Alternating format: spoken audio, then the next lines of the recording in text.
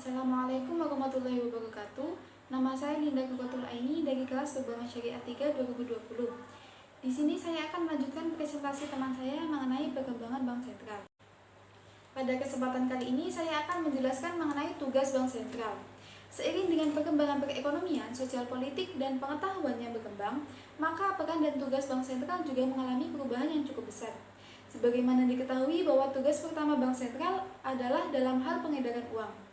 Bank Sentral diberikan hak monopoli atau kewenangan tunggal untuk mencetak dan mengedarkan uang sebagai alat pembayaran yang sah di suatu negara. Bank Sentral kemudian diberi mandat untuk memelihara kestabilan nilai uang yang diedarkan.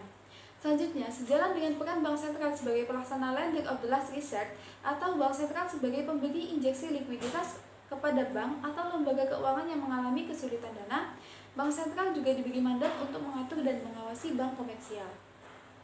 Di Indonesia sendiri, dalam kapasitasnya sebagai Bank Sentral, Bank Indonesia mempunyai satu tujuan tunggal, yaitu mencapai dan memelihara kestabilan nilai rupiah.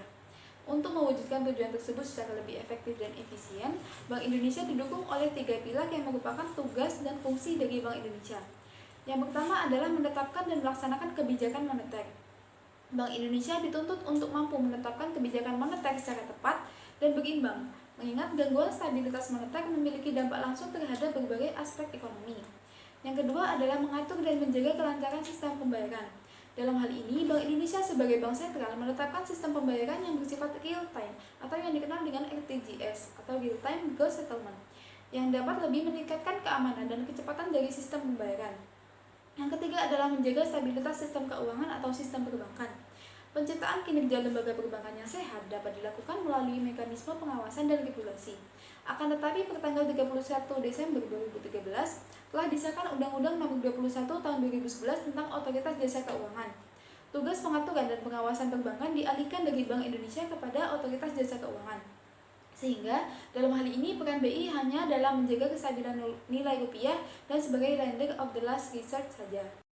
Poin selanjutnya saya akan menjelaskan mengenai tugas dan wewenang Bank Indonesia sebagai bank sentral terhadap pemerintah. Terdapat 6 tugas dan wewenang Bank Indonesia terhadap pemerintah. Yang pertama adalah Bank Indonesia bertindak sebagai pemegang kas pemerintah. Yang kedua, Bank Indonesia untuk dan atas nama pemerintah dapat menerima pinjaman luar negeri dan kewajiban keuangan pemerintah terhadap pihak luar negeri. Yang ketiga adalah Bank Indonesia dilarang memberikan kredit atau pinjaman kepada pemerintah. Yang keempat adalah Bank Indonesia wajib membagi hasil kegiatan usahanya kepada pemerintah berdasarkan pembagian yang ditetapkan. Membagi sisa surplus usaha Bank Indonesia kepada pemerintah serta dipotong 30%. Yang kelima adalah Bank Indonesia wajib memberikan pendapat dan pertimbangan kepada pemerintah mengenai rancangan APBN serta kebijakan lain yang berkaitan dengan tugas dan wewenang Bank Indonesia. Dan yang keenam adalah Bank Indonesia dapat membantu penerbitan surat-surat utang negara seperti obligasi yang diterbitkan oleh pemerintah. Sekian penjelasan yang dapat saya sampaikan mengenai hubungan Bank Indonesia dengan lembaga atau otoritas lain akan dijelaskan oleh teman saya. Kurang lebihnya saya mohon maaf. Wassalamualaikum warahmatullahi wabarakatuh.